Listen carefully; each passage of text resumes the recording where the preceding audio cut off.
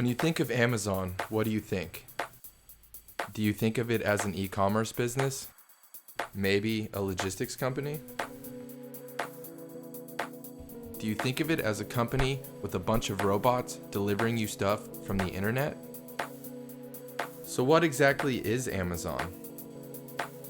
And what if I told you that I don't think it's any of these things? I think that it's a data company. Would you believe me? So back to my original question, what do you think Amazon is?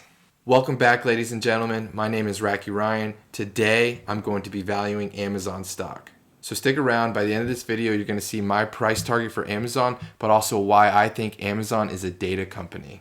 On Amazon's most recent earnings call, it was revealed that Jeff Bezos is no longer going to be the CEO of the company. Jeff Bezos is going to remain with the company, but as executive chairman of Amazon. The person that has replaced Jeff Bezos is a man named Andy Jassy. There is a reason why Jeff Bezos decided to replace himself with Andy Jassy.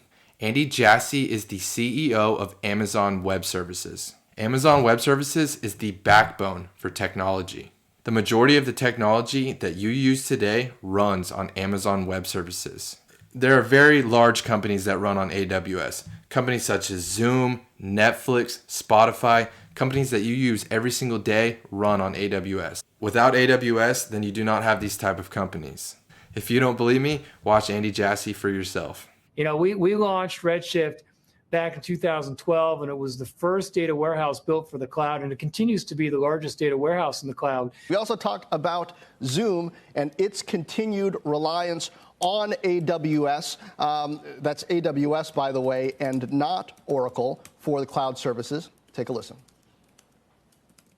Their CEO, Eric Yuan, has said this multiple times. He said it in their earnings call in June that they would have really had a hard time getting through the early surge of the pandemic without relying very significantly on AWS.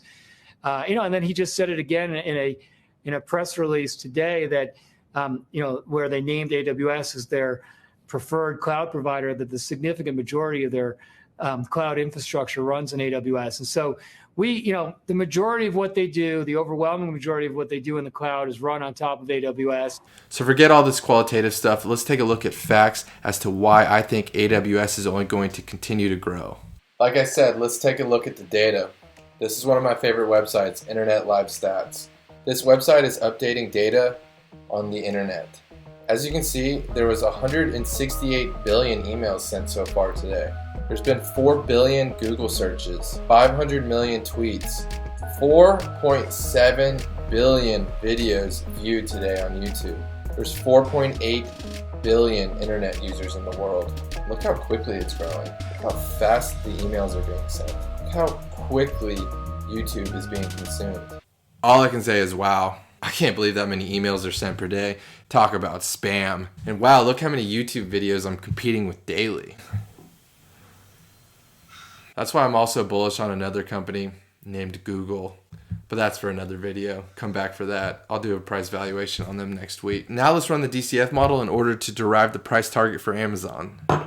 Let's dive on in. All right, so you can see that I have my discounted cash flow model here. I have already run it, so I'm going to rerun it again so you can see how I derive my price target.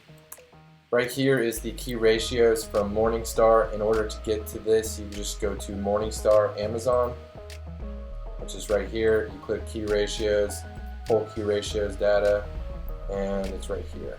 So if you have watched my previous videos with valuing stock, the most important metric for my DCF model is the free cash flow per share. We actually have the 2020 free cash flow per share for Amazon, so we're going to go ahead and use that. In order to derive the price target, you go back 5 years on the free cash flow per share in order to get the compound annual growth rate. So we go to 2015, that is 11.41. That is going to give us a 34% compound annual growth rate. We're going to be running 3 scenarios, and these numbers do not change, so I'm going to add those in now. Now I'm extremely bullish on the future growth rate of which the free cash flow per share is going to grow. When I ran my model last year, it was actually 78% compound annual growth rate because 2019 was 39.92 and 2014 was 2.33. The compound annual growth rate ended up being 78%. I don't think that it's going to continue to grow in the future at 78%. but I am extremely bullish on Amazon, so I'm going to give it a future growth rate of 50%. As always, the discount rate is 10%, which is the annual return on the S&P 500. The GDP growth rate is going to be 3%, which gives us an intrinsic value of $3,784 per share. The stock is currently trading at $33.05. So that is going to give us 14.5% immediate upside. Now, if we run a more bullish case with 55% as our future growth rate, the 10% stays the same, 3% stays the same. This is going to give us an intrinsic value of $4336.88. Currently trading at $33.05, that is 34% upside for Amazon. On the most extreme bullish case, Amazon is going to continue to grow free cash flow per share at 60%. The discount rate is still 10% as always. GDP growth is 3% as always. The intrinsic value of the stock under this assumption is $5,177 per share. It is currently trading at $33.05. This gives 56% upside from the current price. Under all scenarios, Amazon is a buy. So I've actually put my money where my mouth's at. Amazon is one of my largest holdings. Take a look.